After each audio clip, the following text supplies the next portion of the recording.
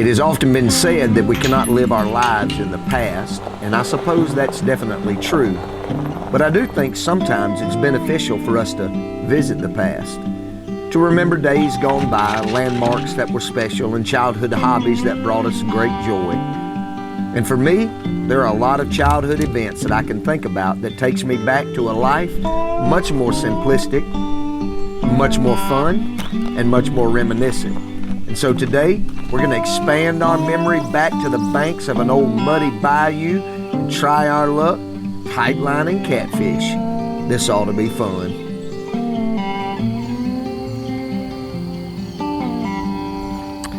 All right, guys, I'm pretty excited about it. We're going to kind of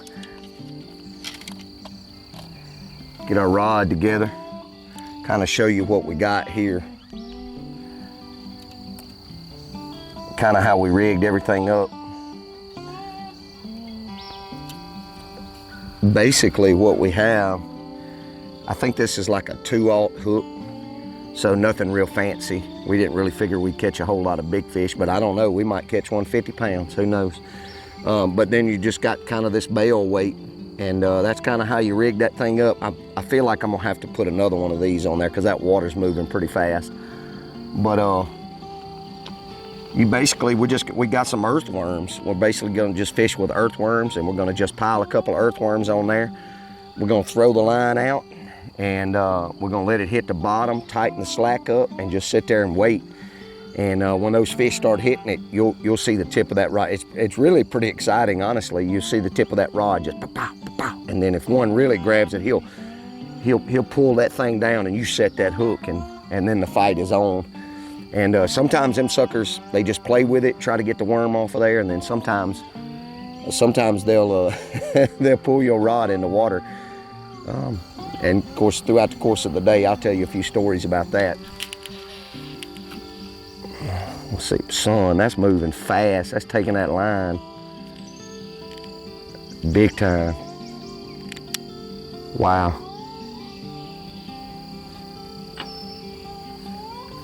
I think we're gonna end up having to hold that. We may end up having to move. This water's moving so fast. All right, guys, here we are, spot number 2. You look how beautiful this is right here. So the water's still, so we're gonna get baited up, and we're gonna continue the process. So hopefully we'll catch something.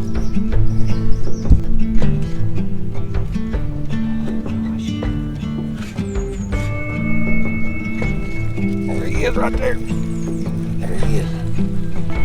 He ain't big, but it's a fish. This is so fun. So fun, look at that. That would be what you call, like, when they cook them, they would call that little fiddler, catfish fiddler. So, little bitty just right. Cut that thing, skin him out whole, gut him. Oh, so good. I remember whenever I was a kid, one of my dad's friends, there's a husband and wife, they lived on the Tensas River. And they lived on the Tensas River. I was tight lining back there, and I caught one. Well, I mean, he hit it, and he pulled my rod into the water. Right here. Pulled my rod into the water, and I lost that rod. I think I got that sucker. Yes, sir. So I pulled the rod in the water, and let me back that up.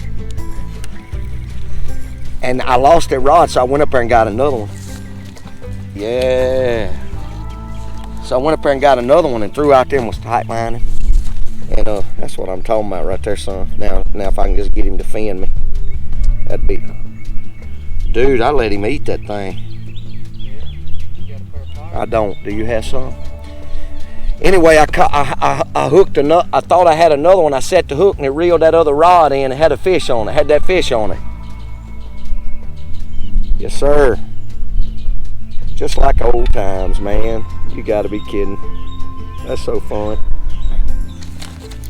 Oh, that thing about took that out. Good grief. Did you see that? Golly. thing about took that out of my off the little stick there. He definitely better than that other one.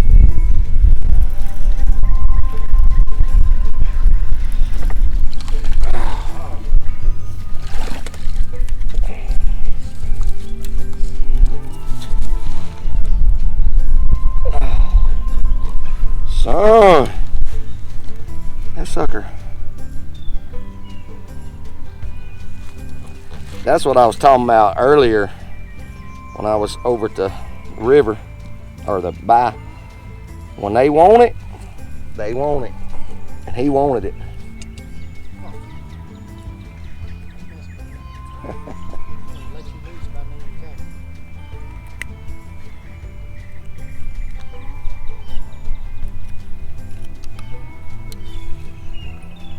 That's a pretty good catfish right there.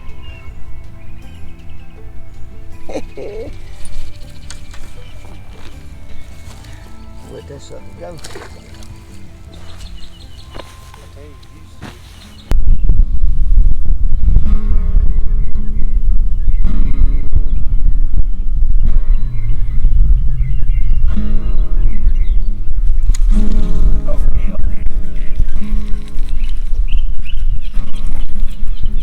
Yeah, a little bit better fish than that last one anyway.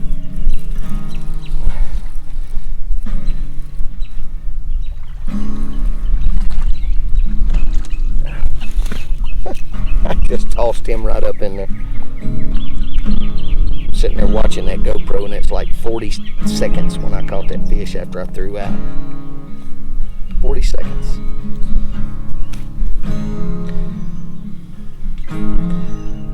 That's when you know you're in a pretty good spot. Stop it now, I ain't trying to hurt you. I ain't trying to hurt you. There we go. Again, if you were eating catfish, this would be the perfect size for you to catch.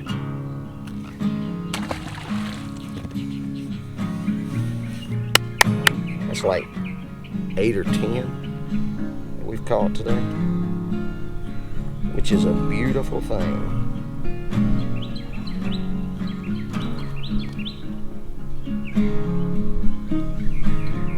Which means I don't have to try to show fish from a different angle on this video. I have plenty of fish to show. And when you don't bring a rag, you wipe it on the side of your pants, all the worm, dirt, and the slime. So when you was a kid, your mama would say, "What in the world are you doing? Wiping that on your pants? You're gonna ruin them."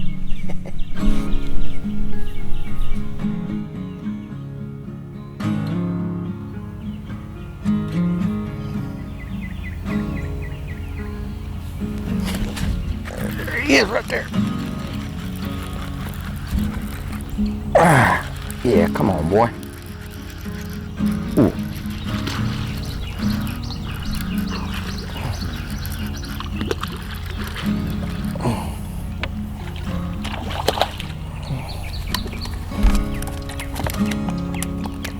Wow.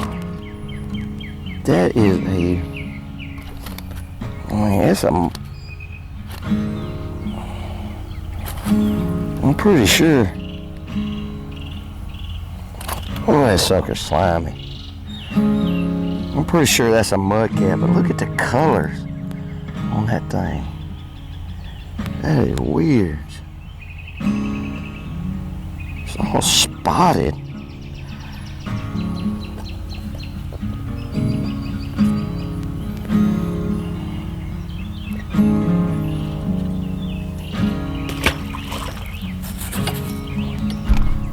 Ooh, he was slimy. That's a weird looking colored fish. For some people, catching catfish is really not that big of a deal. And I suppose in the grand scheme of things, it really isn't. But for me, it was more than just catching fish. It was a trip down memory lane. It was an opportunity to reminisce on friendships, adventure, and the innocence of childhood. It was a recollection of men who taught me how to enjoy what God has given us through the beauty of His creation. And probably more than anything, it was a reminder that some days it's good to just slow down, quiet my mind, and rest doing something that has always brought me joy.